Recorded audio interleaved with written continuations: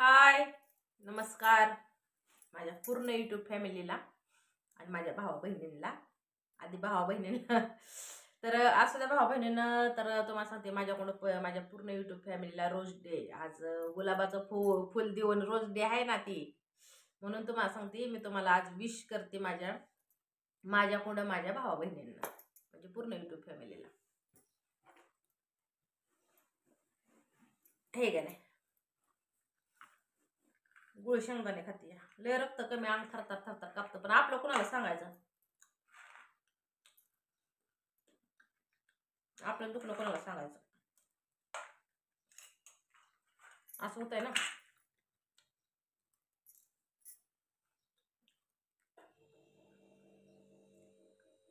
आता बहिणीच्या घरी कार्यक्रम आहे, तिनं मला कार्यक्रमाला सांगितलं होतं. आता कशाचा कार्यक्रम आहे म्हणजे तुम्ही बघितलंच असलं व्हिडिओ मधून.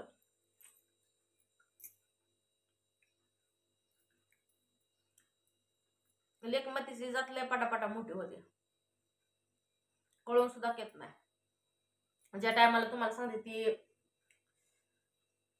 जुन्या घरात राहत होती ना, तिचा जुना बंगला, त्या टायमाला एवढी एवढीशीच लेकरं होती ती. मी तिथंच होती. साधारणपणे ह्या 3-4 वर्षाचा हा काळ असेल. परत हिनं घरी बांधलेलं. ह्या 3-4 वर्षात इकडची दुनिया इकडं झाली, खरंच झाली. बघता बघता डोळ्यासमोर पुरी मोठ्या झाल्या. आता मोठ्या म्हणजे कसं, आता तुम्हाला सांगते अपूर्वा पिऊ गेली 10वीला, सध्याच्या वर्षी 10वीला आहे ती. अपूर्वा आहे 7वीला. तर पोरगी आता मला काही तसलं म्हणायला येत नाही बरं का. तुम्हाला सांगते पोरगी शानी झाली, म्हणजे मोठी झाली पोरगी. लेक माझ्या आता पोरांचं काय एवढं कळत नाही, मोठा झालं काय बारका झालं काय, ते पोरांचं काय तसलं समजत नाही. पण आता पोरगी कसं तुम्हाला सांगते, शानी सुरती झाली, नाती दुती झाली की लेकमाती मोठी झाली असं म्हणतात. पहिली पूर्वी तर तुम्हाला सांगते लेकमाती मोठी झाली की 1-2 पाळ्या ही आल्या, म्हणजे अशी पाळी ही आली की तुम्हाला सांगते लग्न लग्न लगेच करून टाकायची, अशी करायची पहिले लोक. पण आता तसं काय नाही. शिक्षण ही शिकावते ती, शिक्षण शिकून त्यांना स्वतःच्या पायावरती उभा करते ती, मग त्यांचा भविष्याचा विचार करते ती. तर चांगलं आहे, बरोबर आहे का नाही? आणि आता तुम्हाला सांगते माझ्या बहिणीचं जरी झालं, माझ्या बहिणीचं तर काय वय जास्त आहे तेव्हा, वय जास्त नाही तिचं.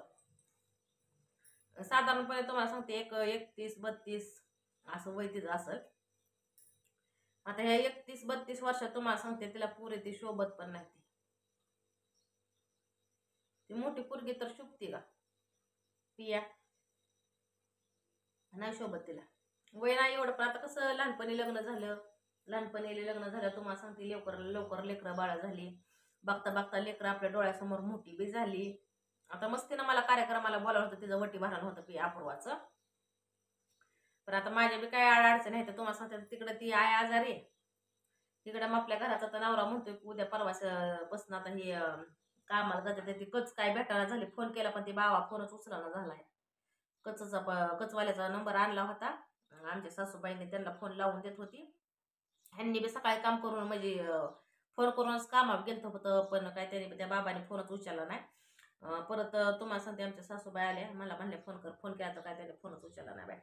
आता त्या कचच एक लय अवघड झालेलं आहे. कच काय ते म्हणतात आणते ती बांधकामाला, तिथं त्याचं लय अवघड झालंय.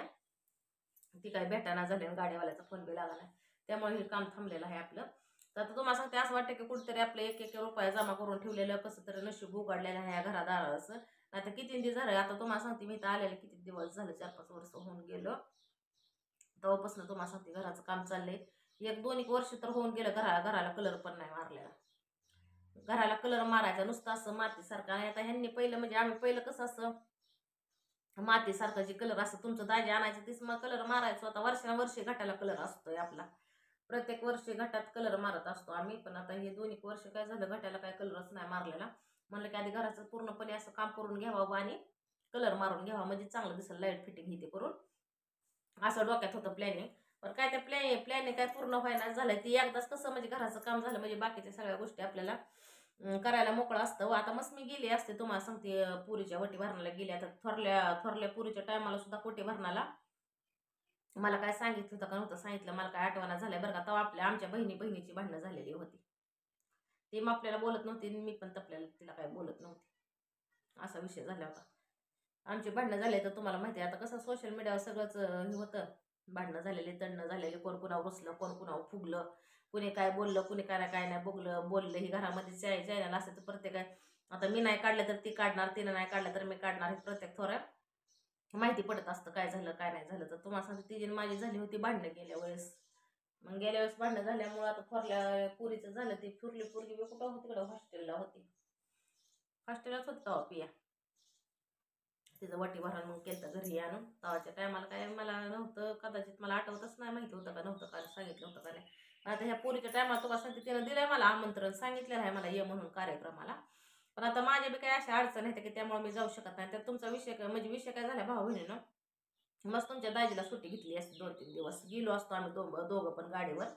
पण त्यात विषय असा झालाय की तुम्हाला सांगते गाडीचं काम करायला गाडी आली, गाडीचा लय आवाज मारतोय, गाडी काय इतक्या लांब प्रवास करते नाही करत. आता तुमच्या दाजेवरती सगळ्या गोष्टी अवलंबून आहेत. ती माझी की अगं पोलिस जरी जायचं म्हणलं तर गाडी आपोआपच बंद पडते गाडी. मग आता तिच्या तिकडचा काही लांबचा प्रवास नाही, काय कमी नगर गाठायचंय. नगर तिथनं किती 30 का 40 असं काहीतरी किलोमीटर आहे माहिती यापासून. काय कमी श्रीगोंदा गाठायचं, काय ते लांब नाही जायचं, जवळ नाही जायचं, लय लांबचा प्रवास आहे. मग त्यात मध्ये आधी जर गाडीला काय झालं, गाडी बंद पडली किंवा काय झालं तर काय करायचं. आणि त्यात तुम्हाला सांगते ह्या घराच्या वडावाडी ताणीमुळे तुमचं दाजी पण कामाला गेलं म्हणलं की आता त्यांच्या बी सुट्ट्या पडत्याला नाही. घरचं काम हे करायचं म्हणल्यानंतर त्यांना तर कुठलं कामाला जायला भेटते, कामाला नाही जायला भेटणार, त्यांना घरीच राहावं लागल. गवडी जर बोळा तर गवड्याच्या हाताखाली सामान सुमान द्यायला इटा सिमेंट ही ती लागतं की आपलं पण एखादा गरीब माणूस आहे का नाही. तर त्यासाठी तुम्हाला सांगते ती बी घरी येतात. मस्त आता ती नाराज होईल. आता मी तुम्हाला सांगते मावशीच्या नात्यानं फुल नाही फुलाची पाकळी काय का होईना तुम्हाला सांगते घेऊन गेली असते बरं का. तर त्यात विषय असं झालाय की मी म्हणलं होतं आज शुक्रवार आहे, आज तुमच्या दाजींचा पगार बिगार जर आला असता समजा, आज पगार होतो ना तुमच्या दाजीचा शुक्रवारचा, पगार आला असता उद्या परवा असतं वाटे भरांतर बघू काहीतरी केलं असतं आपण. पण आता काय करावं, काय डोकं चालना झाले माझं मी. आता मस्तीनं बोलावलेलं आहे. आता रागाला गेले नाही गेले तर काय करायचं भाऊ बहिणीला सांगा बरं तुम्ही. असं प्रत्येकाच्या काही ना काहीतरी अडचणी असते त्या. थोरल्या पुरीच्या टायमाला सुद्धा वटे भरणाला मी नव्हती, ह्या बारक्या पुरीच्या पण वटे भरणाला नाही. असा विषय झाला काय सांगा.